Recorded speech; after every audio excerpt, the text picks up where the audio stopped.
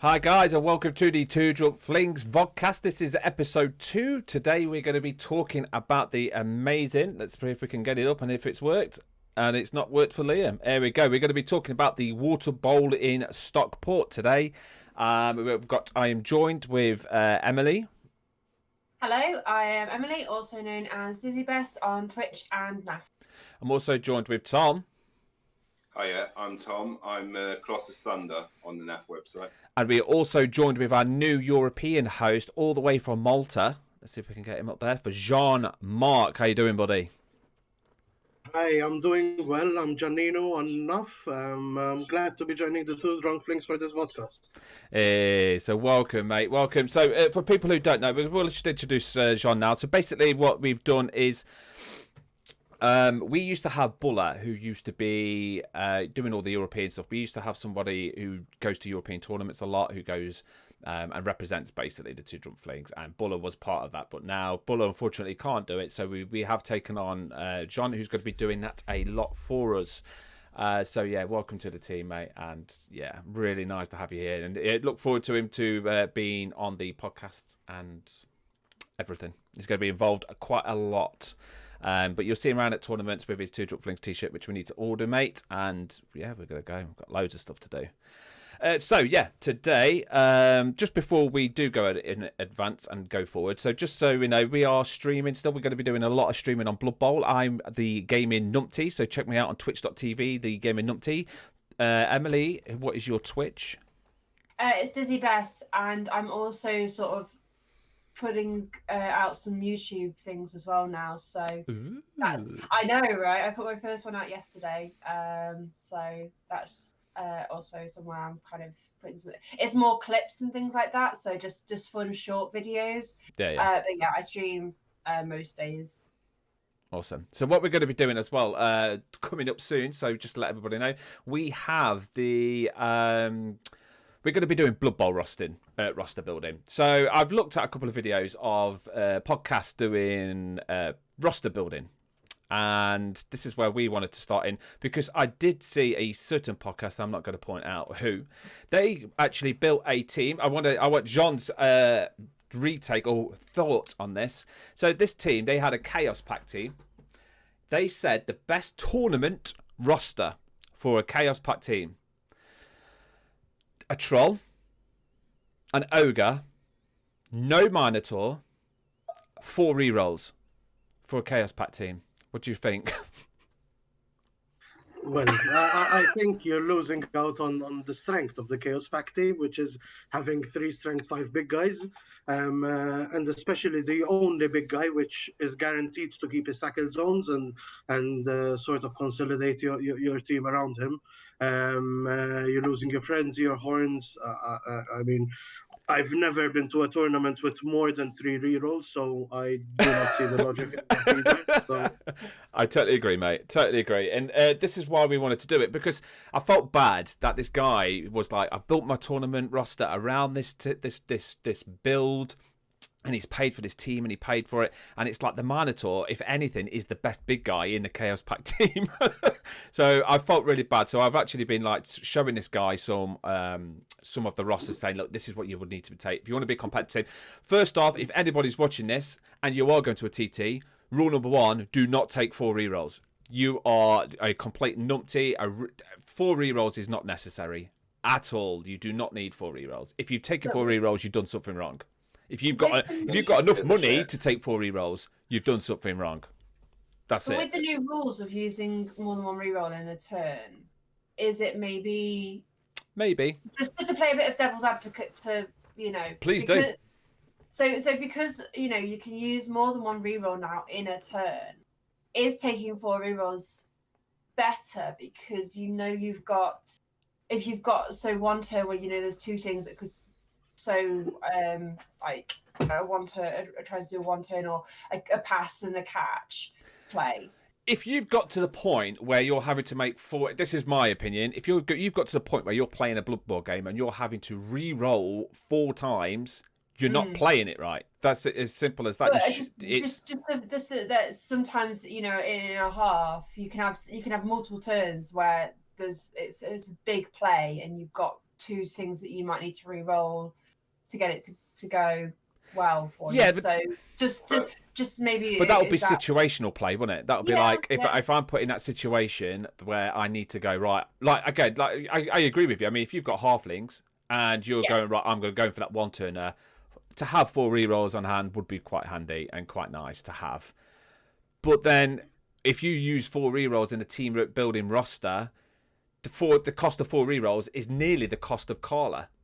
Now, wouldn't you rather have Carla von Kill than nearly the cost of foot? Like, you could lose all your foot. No, 4 rerolls is the cost of Carla von Kill. Like, four rerolls shoved up your arse. That's I think the problem ridiculous. Is that you'd be spending as much for the rerolls to cover the fact that the people that you've now got in your team aren't strong enough to take on the people that you're facing, because you haven't bought the model strong enough to take them on. Where if you'd have had that rat ogre, you'd have not needed to re-roll, because you'd have had a much higher dice percentage when you rolled to attack them in the first place, or whatever. That you then don't need the re-rolls that you would have, because otherwise, why don't you just buy 11 flings and no tree men and just buy 100 re-roll? Like, there is a point where it doesn't matter how many re-rolls you get. If you're going to have to, like, 2 dice uphill everyone, it doesn't matter how many times you re-roll it, because the likelihood is they're going to pound your face in and you'll have no one left on the field. Exactly. Yeah, exactly that. So again, it's not to get the podcast. I mean, the guys who do it are a great podcast. I mean, they're really nice guys. It's not a dig at them. It's just they don't. To me, they don't have the knowledge. I mean, they've had 6 NAF games, 6 NAF games with their own tournament. Is not experience enough for me to turn around and let someone turn around and say, this is what you take to a tournament. Now, I've got over 100 NAF tabletop tournament games. Jean, how many you got? Seriously, you should have more than 100. Absolutely no idea, to be honest with you, but I definitely I'm close to the 200, if not exactly something like that. My idea with regards to what you're saying is that yes, with the new rules, we're not sure. There hasn't really been enough testing to understand the competitive rosters and how the multiple rerolls in a turn is going to affect competitive play, because I feel that this has been the biggest change to the game in the new edition. And if I've played 5 games, 3 of them have been a different result because of the multiple rerolls in a turn. That being said, however, whenever I have played top tier players, world champions, European champions, it's always been a case of the rerolls are used exclusively for double skulls or the last action in the 16th turn, basically.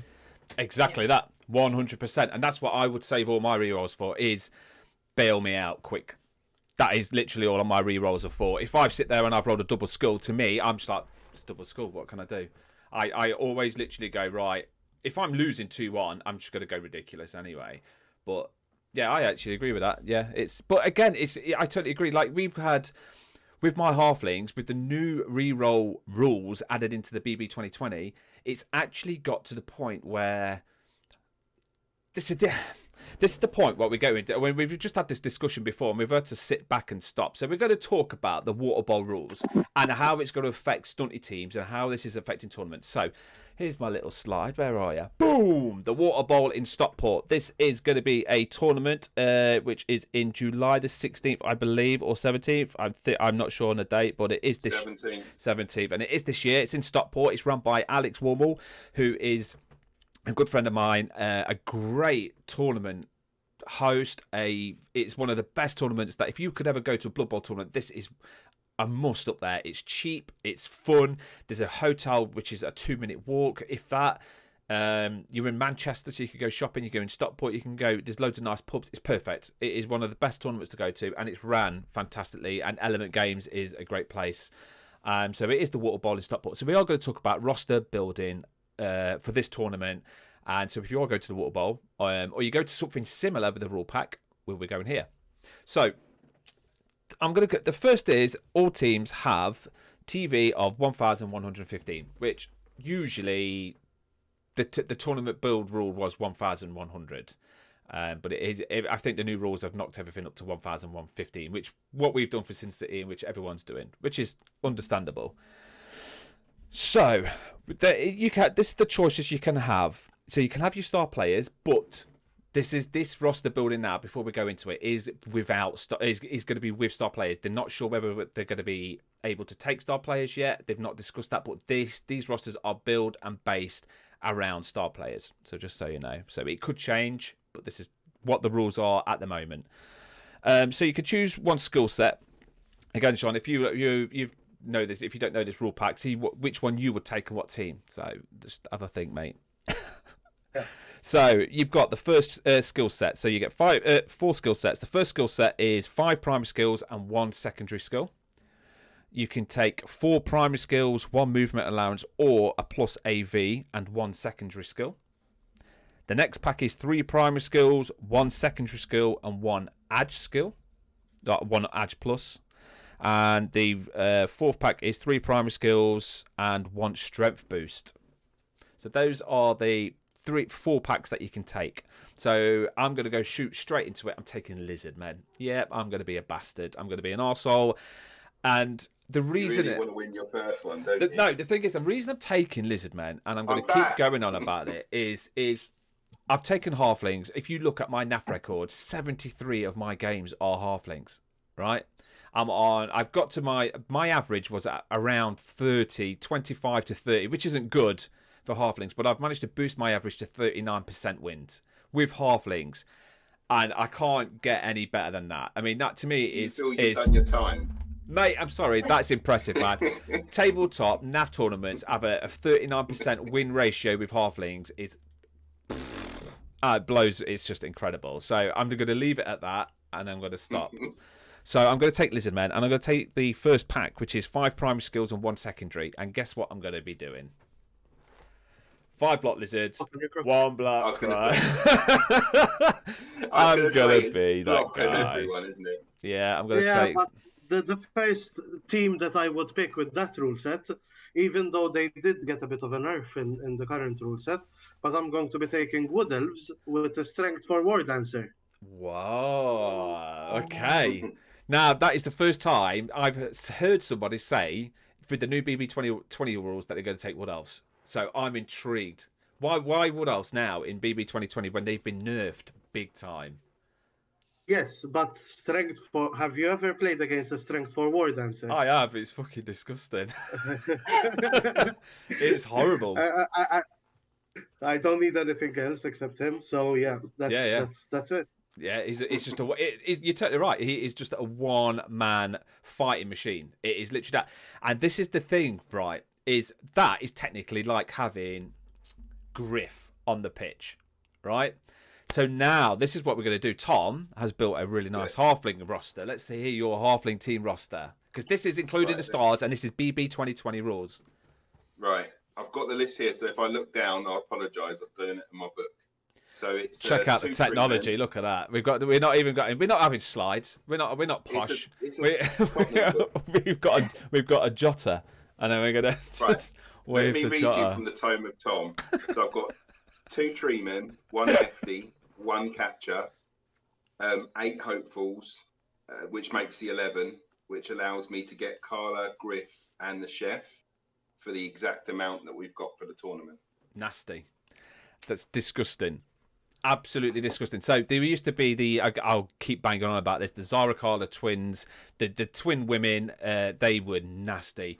This is even worse. Like Griff, I don't know if any of you guys know, but I've actually I did 20 games with that roster, and it turned out in the end I got 13 wins, 2 draws, I think, and 5 losses, 2 draws, something like that. It might have been 12 wins and then the rest draws. But I think I might lower your disgusting turn percentage, but I mean, but that's disgusting. Like I say, it's my first Blood Bowl tournament ever, so it'll be interesting to go halflings, but should be fine. But this is the thing. It's like John just said. It's like taking that War Dancer with strength 4 is nasty. Now, if you've got a team like the halflings and you've got these new star players, if you're busting out Griff and Carla and you've got your halflings to sit there and protect them, and your trees holding the line,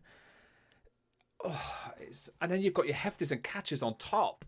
Like your hefty with a leader.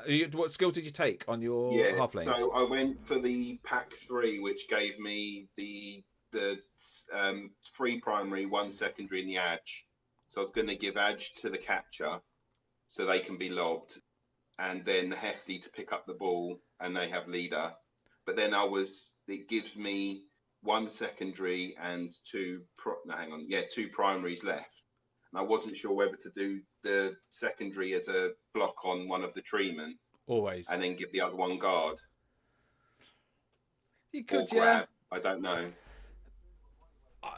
I would always. I haven't played enough, so it's a bit difficult. Well, you could do a couple of things you could do. I've definitely got on the hefty for the extra reroll, because I'm hoping with the chef to steal some, and then the leader with the hefty as well.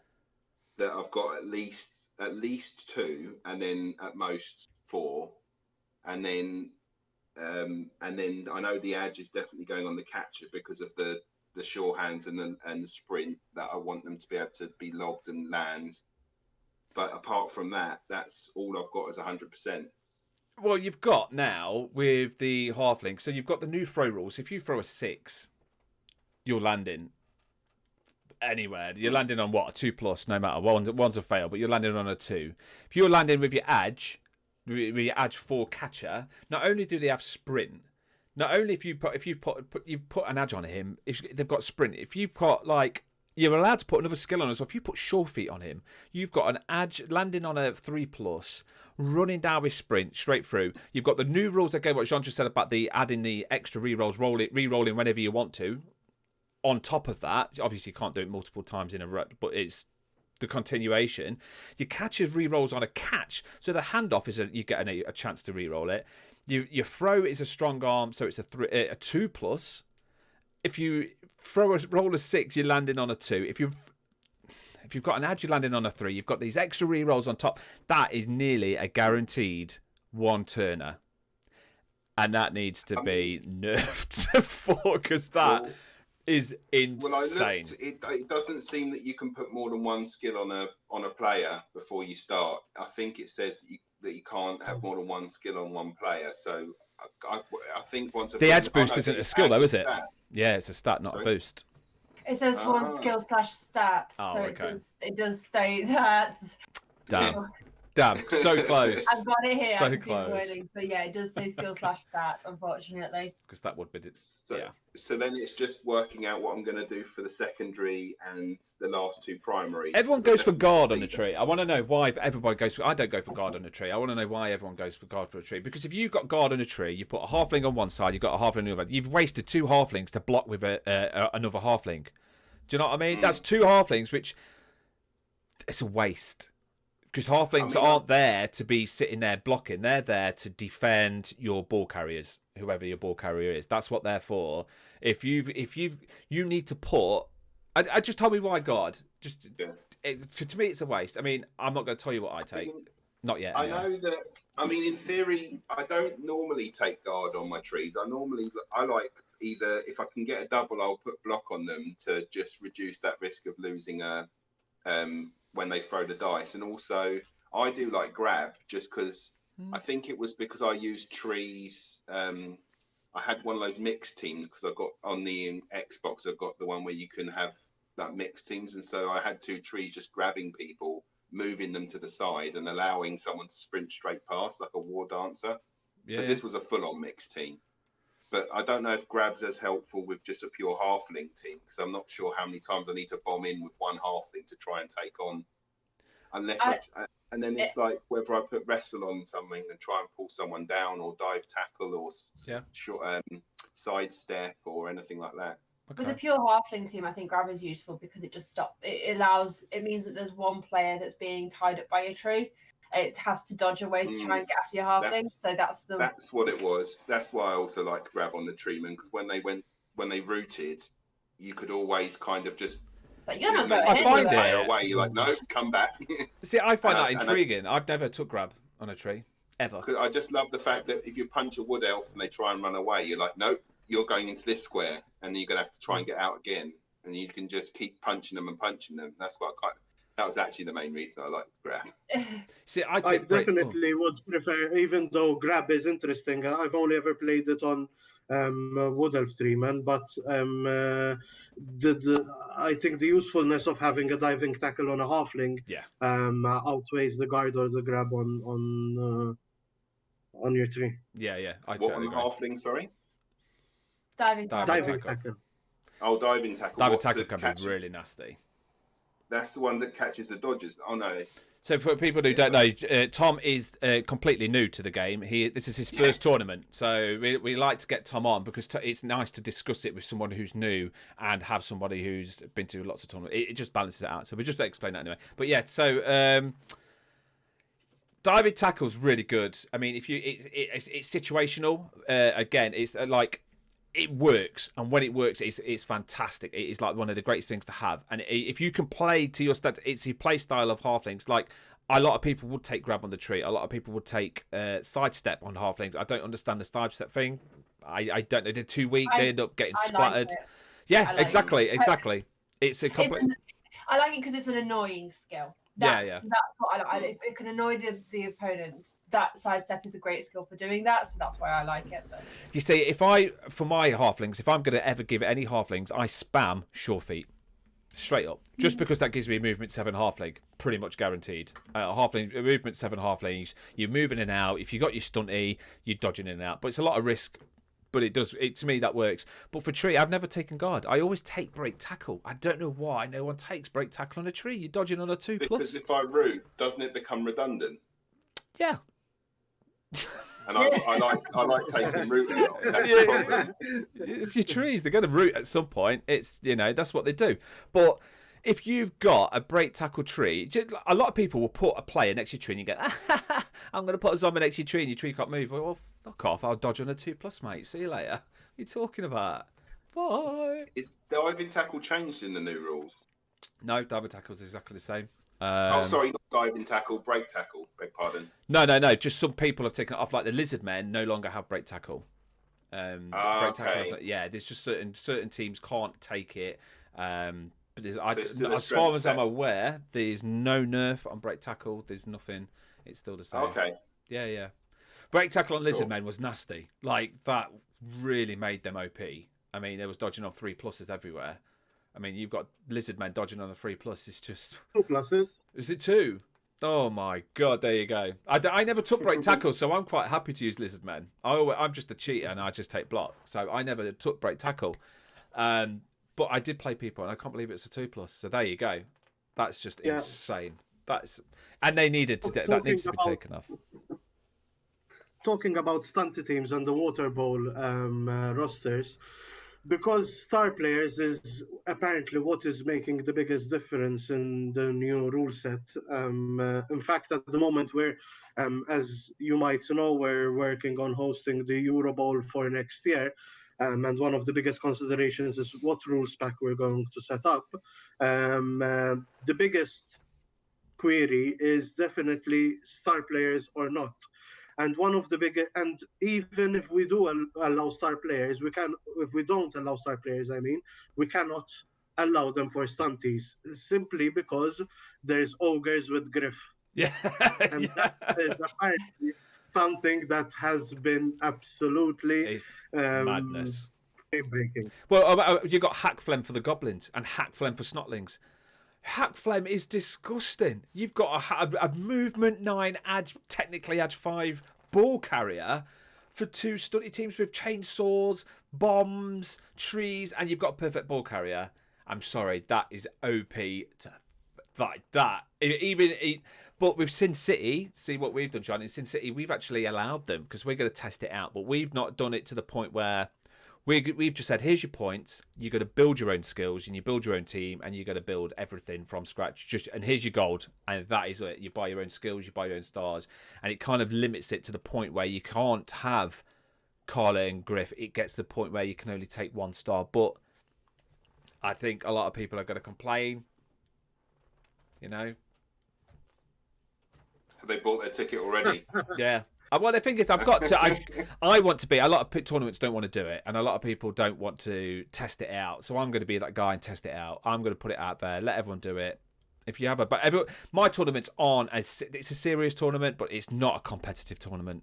It is far from it. It's just a laugh. I mean, last time someone puked up on the floor. Someone people are getting carried out the door. It's just mental. I mean, it's not really a Blood Bowl tournament. It's more like a giant piss up, But why not tell? I like stupid rule packs, and I like people to experience. Like, if I go to Blood Bowl tournament, I want loads of gold. I want to build the perfect team. That's how I like it. So that's how it's going to be. But John, you've got a big task ahead of you trying to figure this out. Like, It's massive, man. Absolutely massive. I mean, I don't even know where you would start with something competitive like that. I mean, the UKTC just went no stars. That's it. But the no stars for Stunty is good. But who would take Stunty to Euro Bowl? Exactly. I mean, No, but with the new with the new rules, if you can have an ogre with Griff, then yeah, that's playable. Even in the Euro Bowl, but then you remove star players, then you're handicapping a lot of teams in that sense. So yeah, totally. I mean, so going back onto your Wood Elf team build, what skills would you take for your Wood Elves? Like in the new BB20 rules, yeah. Well, the other word answer is always a strong with strip ball, tackle, sidestep, sure hands. Those are all good options. And then I've always liked block wrestle on linemen. Simply because I've always played my Wood Elves more as a lot of people play a lot of dodges, so when people get in contact, you just dodge your team out. On the other hand, I prefer to have block and wrestle on my linemen, so I dodge out my catchers, get better positioning, and block the person away, getting more blocks in the process, and getting more chance of getting up in players, basically. That's interesting. Or balancing out the casualties. That is really interesting. I mean, me personally, if I was taking Wood Elves, I would take wrestle. I mean, my first ever tournament, I took four block linemen on my first ever NAF tournament. My first ever, and it didn't go well at all. But no, I got 2 wins in the end. But 4 block linemen, it didn't work. But if I took wrestle, it's completely different. I actually agree with that. I think that's quite good. I think it's quite interesting that you would take something like that. So that's really good. So what's your next tournament you're going to, Jean? What is the next you've got coming up in line? And you think you're frozen?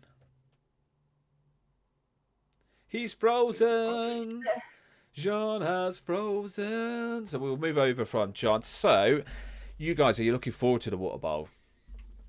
Yeah, I think it's going to be my second NAF tournament. Ever? I think so, yeah, because the first one was Bumcheek. Wow. Yeah, okay. I've only ever played 3 NAF games. Amazing. That is cool, actually. Yeah, I'm pretty sure that this is my second ever one.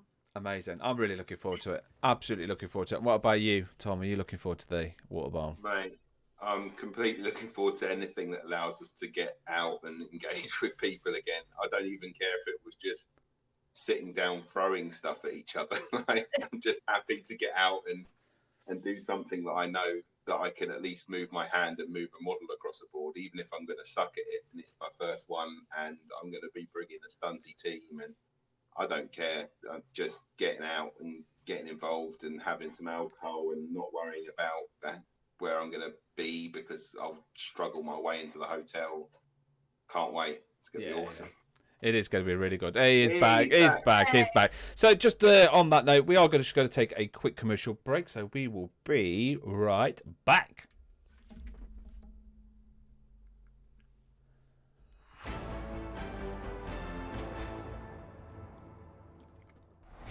Looks like that dwarf is stuck in the middle of the greenskins. His teammates are either unconscious or most likely dead. What he needs for is a miracle.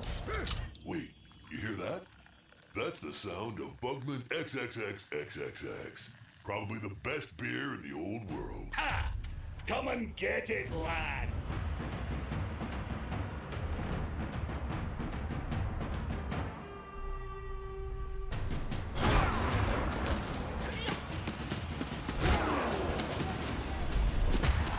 Look at those little legs go.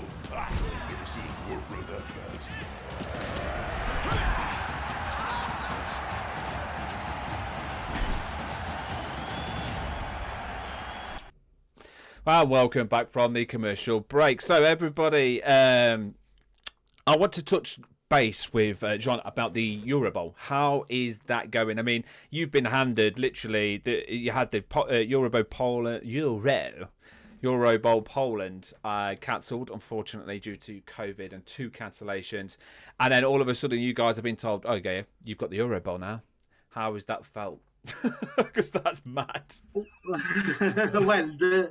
the original plan was still to have it. Well, was to have it in 2021. With the cancellation last year, we got moved on to another year. But what we were not sure if Poland were going to be taking our spot next year, and then we will end up hosting in 2024 because of the World Cup in 2023, or what's going to happen. Thankfully, recently, we had a discussion. Poland, even though we wanted them to host it, but understandably they're a bit fatigued out now with 2 cancellations, and they'd like to go and run for the hosting rights again. So we did have, however, some provisional work done. So hopefully this week or by the end of April, we will be finalizing the venue and where we will be hosting the Euro Bowl. We're also working with a local hotel, which, provided we'll have enough people, will be closed off just for the Euro Bowl. Nice. Oh, that place is going to stink.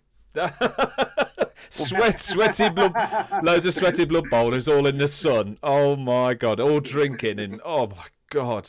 Sunstroke everywhere. Oh my days. If it's anything like my hotel room by the time I finished after Blood Bowl tournament, that pool hotel is going to be wrecked. It's not going to be nice. So your venue, how many people are allowed to go? See, this was a big issue with the Euro Poland. It sold out instantly, and everyone's like, how's that sold out? It's because they only allowed 300 people or 325 people, which again is a lot of people. But, Only? Jesus. well, this is the thing is, the Euro Bowl, and they opened it up to the US, and they opened it up to Russia, and they opened it to the world. So it was like anyone could go, and it's like a small World Cup. I mean, and then it went big, and then all of a sudden everyone's like, well, I want to go to that now. And then the waiting list, I think there was in the end, I don't quote me on this, but I'm sure Daniel told me there was a waiting list of 56 teams or something like insane, which is double the numbers. I mean, what are you going to do how many people have you got that are allowed to go to Euro Bowl? Well, we're working with 3 different brackets, Wow. having a minimum of being a workable tournament of 300 people. Yeah. I'm very confident that 300 people will be a good number that we can fill up. Yeah. But we're scaling it up to 500 people, and Nice. that I think will be the ceiling, depending on what will happen with the venue, because the venue technically is big enough to host 2,000 people, but Wow. it's a very big headache then coming to budgets, and you can imagine sort of pricing and everything. It becomes a nightmare then on where what's going to happen basically. Awesome. I'm looking forward to it. I mean, I can't wait. I mean, the Euro Bowl Poland. Like, I've even said to my missus, I was like, "Oh, I'm going to Malta to play Blood Bowl," and she was like, "Yeah, I'm coming. Got the sun." It's like every single wife is going to be going as well to this one because there's going to be sun. Malta's a beautiful country, and the food, the beer, the people. Malta is just. I've been to Malta. I went to Popeye Village, I think it was, and it was just amazing, and I loved every minute of it there. And I'm excited to go back, and I guarantee it's going to be. This will sell out fast. So when everybody does. The tickets come up, I'll grab them fast because it will go. I know it will go, and it's going to be awesome. And it's the guys that are running it. Obviously we've got John here, but there's other guys as well that are in the background, and well, not in the background. They're all together as a team, but it is going to be a mind-blowing tournament. And what are you going to tell you what you're going to do about the team scoring? Are you not going to do a World Cup on us, are you? Which I wouldn't mind in Malta because I could sit in the sun. I can sit in a beer and in the sun have a beer. I don't mind about that. Because in Austria you could walk outside and you had that car park and you could sit and look at the taxis. It wasn't that appealing. Well, that was, to be honest with you, was the part I was most nervous with because it's when it comes to logistics, catering, and whatever, then that's something that I can deal with. However, scoring is not something, is an area of expertise. So what we're aiming to do is we're aiming at getting people over who have experience with this stuff and have run tournaments before, and leaving it up to their hands, basically. Yeah, as long as it's not the World Cup guys, you'll be fine. That'll run it. No. I'm joking. They did a great job at the World Cup. It was good. I enjoyed the World Cup. I know they got a lot of stick for that scoring thing, but the only reason I didn't like it was because I got too drunk and I was so hungover the last couple of days because of it. 8 hours of sitting around trying to wait for a game to start. It just got a bit out of control from my end anyway, because everyone was just buying me beer. So it was just, Liam, here's a beer. And I'm like, I don't want another beer. And it just kept going on and on and on. It was, yeah. But no, that's awesome. And thank you so much for running the Euro Bowl and taking it on, because I know it's you guys don't really make that much money doing them. And it's, well, you do. I don't even know. That's... but no, exactly. Well, that's it. It's like, it's a big deal, and it takes a lot of your life, and you're putting a lot to your side, and it's nearly volunteering work basically, and you're putting on a tournament for everybody, and you're missing out on your Euro Bowl because you're running it. So a massive thank you to everybody who plays Blood Bowl and goes to the Euro Bowl. Thank you for putting it on before you've even started it. Thank you for taking it on. It's proper cool of you, and hopefully I'll be running the Euro Bowl UK at some point. Not really. I fucking won't be doing that. No chance. No, maybe the World Cup at some point. But... You'll have to get annoyed at yourself over rules decisions. Yeah, everyone could take stars, but this time in my tournament you could take 11. Yeah, it's only star players. That's it. Just to mix it up a bit. So the next thing we want to talk about quickly is anybody got a team that they're looking at the moment? We are sponsored by Grebo. This is the Grebo Kickstarter. It is still going on. They are doing a fantastic job and absolutely smashed it out of the park. I think they're on 60,000 now. 60,000 euros, ridiculous. But a beautiful team, beautiful company. Alessio and the guys are fantastic. We've got an unboxing of the dwarves coming soon. We not want to, again, all the podcasts sit there and go, I've got a team, boom, let's bang it out. We don't do that. You know what we're like on Two Drunk Flings, which can't be asked. It's just a team. You've got to see them at some point. There's no point rushing to get your video out first. We do it better, so may as well watch ours. But we got. I feel like I need an air horn sound every time you make a statement. I've got to stop. I have to stop. I do get it, but I'm watching Ricky Gervais quite a lot at the moment, so I'm getting that. Yeah, I just find it dead funny. I mean, if people get offended, go and watch the other podcasts. So if you.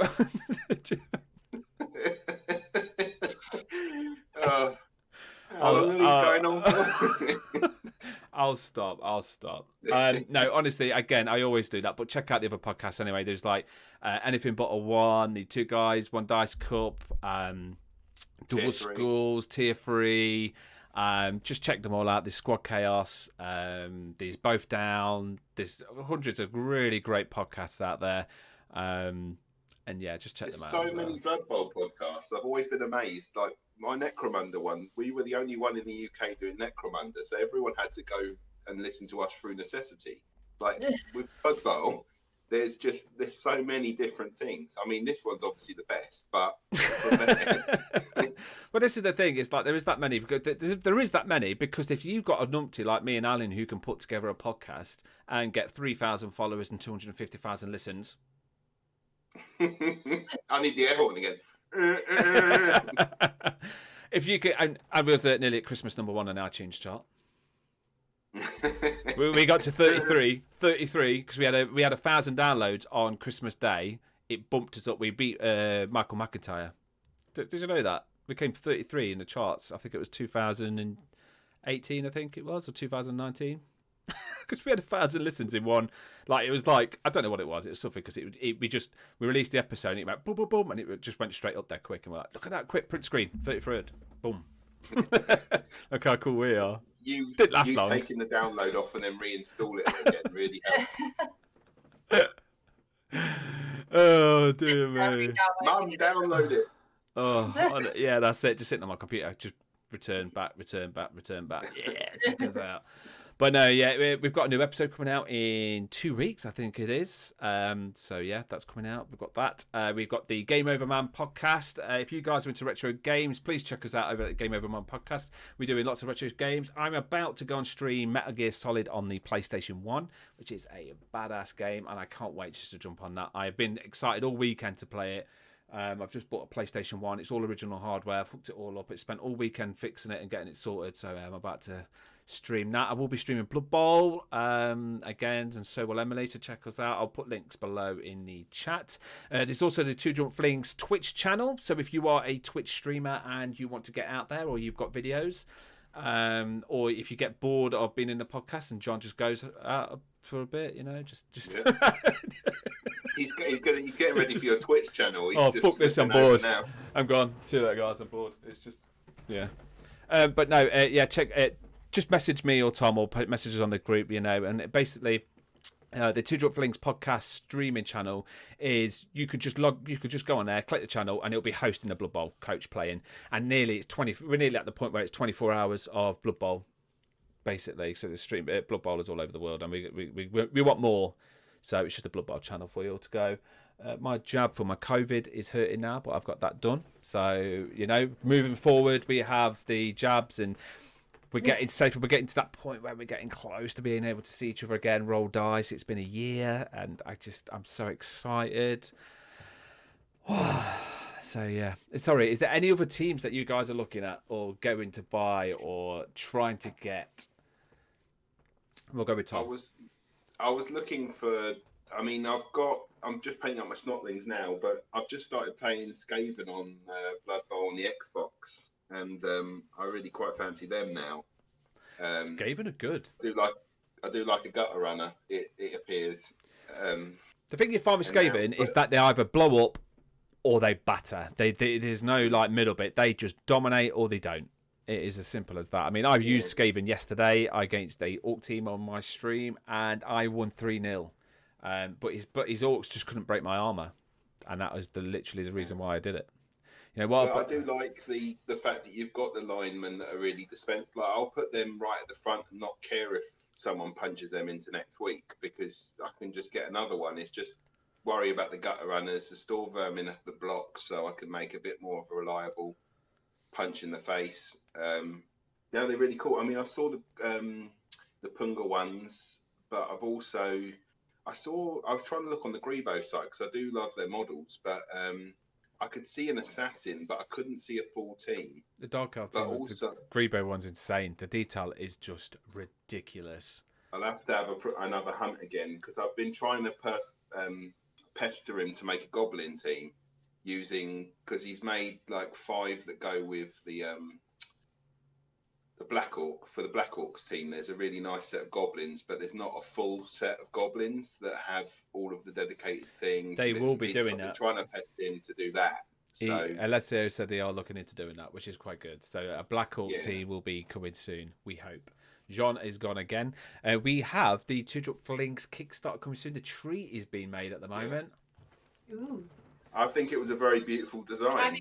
Yeah, Tom helped design. Tom designed his first ever Blood Bowl miniature, which is really good. It looked nice, like a 3-year-old drew it, but it was quite nice. And the good thing is, if people complain about it, I'll say it was the person who designed it didn't make it how I drew it, so it's fine. But that's going ahead. I mean, I've nearly paid him off, so that should be going ahead. And then I've got all that work to do. If anybody wants to help me with my Kickstarter, I would really appreciate that, because I have no idea. I still don't understand how to buy things on Kickstarter. I don't get it. So if someone's got any experience, I would love for you to message me and help me. We just had a Kickstarter board game arrive the other day. So how long was you waiting for it? A year. Okay. So I've got a year. I've got a year to get it. I've got a year. That's fine. What about you, John? Are you waiting for any teams? Is there a team that you're looking at the moment from a company, or? Well, I have just received the Wildfire Orcs from Grebo. Lovely. Nice. But they're still in the box, and I still haven't. You wait till you start gluing them. I love Grebo miniatures, but to glue them, oh my days, it is a maze. Like, I can't believe I managed to put the Grebo Orcs together. I mean, when they're put together, I was like, that's an amazing team. Yeah. But They are amazing, but I just haven't had a lot of time to get them together. Apart from that, I think you always see amazing Kickstarters and teams around, but it's we have around 50 teams now, so Good God. how many are you gonna get? 50 teams. How many You have I have got doubles now? of each race. 7, 8. I've got 8 teams. Just 8. How many actual possible races are there? Do you have like 3 sets of like each race? 26 races. Wow. A 26. friend of mine, actually, Rolex Massimo from me in Italy, has around 320 teams. Yeah, Massimo has that many. I tell you what, let me see. He messaged it me not long ago. Let me see if I can find how many teams Massimo. He. If you want to check him out, he is the Blood Bowl collector. So if you actually go to Facebook and check out the Blood Bowl collector, he's got his own page, and it's Massimo Rollo or Rolli. I can never say his last name. Let's have a look. I'm going for it now. Okay. Because I first met Massimo. I've met Massimo a few times now. He's one of the funniest guys ever. Absolutely love him to pieces. Always fine. He's played for Malta our last 2 Euro Bowls, so Wow. he's actually coached us. Okay. I think he's third most NUF games in the world, or something close. Wow. Yeah. I know there was to play 1 game with each team at least, hasn't he? So that's 300 games. I can't even Oh, see yeah, what it around is. 900. yeah, it's mad. There was a record broken by Peter D. You know, Peter. I always call him Peter D, but Peter. He did Peter. Peter. No matter how I say it with my Derby accent, it's going to say turd on the end. But Peter D. That's why I say D on the end. But Peter. Yeah, can't do it. He did the most NAF tournaments and NAF games in a year, which was a really impressive tournament. And he went all over the world to do it. I think it was 46 tournaments in the end, all around the world, which was amazing as well. But yeah, there's Massimo is like, seriously, check him out. Like, I'm sure it's 500 teams. I'm sure. He was sitting there going, yeah. I think it was around 300 before lockdown, before COVID, before everything. I bet he's doubled that. Are they painted? I don't think so. No, I think he just collects them. Yeah, I think he's just got. Okay.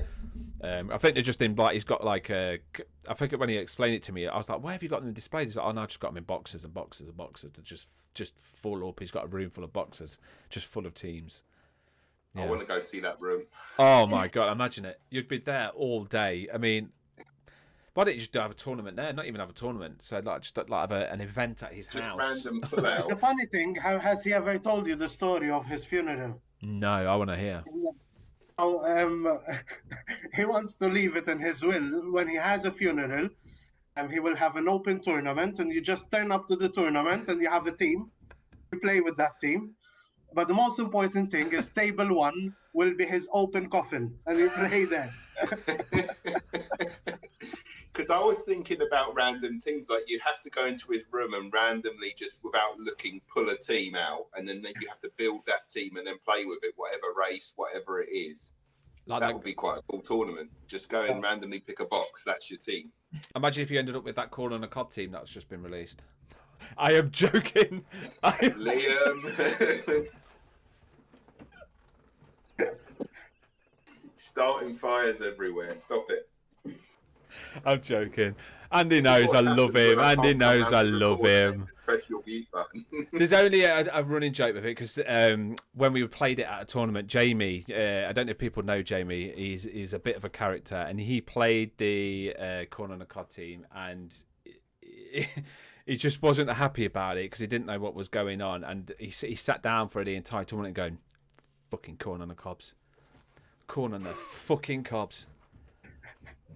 Corn on the cobs. Fucking corn on the cobs. And that's it. I had that for an entire day. So like every time we see the corn on the cob team, I always like try and point it out to him. because he didn't have a good experience with them anyway. But they're a great team. He's just hit his Kickstarter, so well done, Andy. He did it. Finally, he did it because he failed it last time. Was that the serial killers one? Yeah. So he's managed to do it now, and I think they're going to be available on sale as well. So after, So if anybody did miss out on that, I'm sure Andy will have some spare teams as well. And it was sculpted by Stavros, and I think it's Babs who's doing it as well. But yeah, Squad Chaos. Again, the Squad Chaos guys, we're part of the Squad Chaos. There's the Squad Chaos podcast, and there's the miniatures, and then there's the wolf painting that Andy does. We're big good friends with Andy, so I'm always going to give him jip because he knows that I'm honest, and I will always tell people how it is because I'm a bastard. That's it. Well, that's the thing, because I always forget that you know these people. So whenever you're doing this, I'm like, oh yeah. What? But I forget I don't know any of them, and you do. So the thing is, I would never ever sit there and say it behind their back. I've already sat down at Andy and I said, Andy, that corner of the cob team. I don't get it. But people do, and and my opinion isn't what matters. It's just not a team for me. That's it. But it's a team for some people. I'm sure Massimo. I bet Massimo's got. I bet he got 2. I bet Massimo. Yeah, definitely. Exactly. And some people do, and I know a lot of people that really enjoyed the team. I'm just an honest person. If I don't like a team, I'm going to tell you I don't like it. At least that way, that. Well, you get what you get with me. I'd rather people think like that and saying, "Oh, is Liam going to say that?" Ooh, no, if I like it, I like it. If I don't, I don't. But I always wish people would look, and I was really happy that he did pass. I even got to the point where if he nearly failed it, I was going to pay for the rest of the teams, but he didn't know that. I was just going to sit there and finish it for him, so he did pass it. So there is a love relationship there, because he's a great guy and he deserved that, and he deserved that. He runs Flood, which we are going to do as well. Flood's coming up. When is Flood? August in Swindon now, so that's a good one. I've got before yours. Everyone's camping out except for me. I've got this nice little hotel. There's like a restaurant in there. There's the masseuse. So I'm going to be sat there and getting it all loved up while you're all sat there eating your tins of beans off your little campfires. I'm going to be sat in there eating caviar in my dressing gown, no pants on. I'm going to love it. Who was the one who bought the £20 tent last time? Drew brought a £20 tent and ended up it just ditched it and ended up sleeping with me. But I was drunk and farted a lot, so it is. But anyway, exactly, yeah. The tent billowing out. I am actually going to try and not get drunk at a tournament. I think at the water bowl. Oh, I might try. I might do it. I don't know. We'll see. But anyway, let's go. Let's move on from that. It's the first one back since. Look at my sad face if you don't drink, though. Look. Oh, it's going mad. I think my neighbours are putting up a picture frame. Anyway, so I'm going to go on that note because I think they're trying to break through, make a doorway in my house. Flipping out. Anyway, but thank you so much, Emily. Thank you so much, John. Thank you so much, Tom, for joining us on our episode 2 of the vodcast. And yeah, we're going to be doing these a lot more. We're going to do some more. But the next episode will be roster building for Thrud. And we're going to be doing more roster building with Monty. So I'm going to be doing the Halfling team overall review or something with Monty about Halflings anyway. So that's going to be coming soon. And yeah, thank you everybody. And again, if you want any information about the Euro Bowl, if you want any information about the streaming, if you want any information about Grebo, if you want any information about us, just message us and we're here to help. And if you do, again, we always say this, if you do have any mental issues or you have something that you want to discuss there, you're just on your own or you feel like that you need someone to talk to, we're always here. It don't have to be about Blood Bowl. We're here to talk to you about anything you want. We're always here for you. So yeah, we'll take care. We'll roll dice really soon, and yeah, that's it. See you soon. Thank you.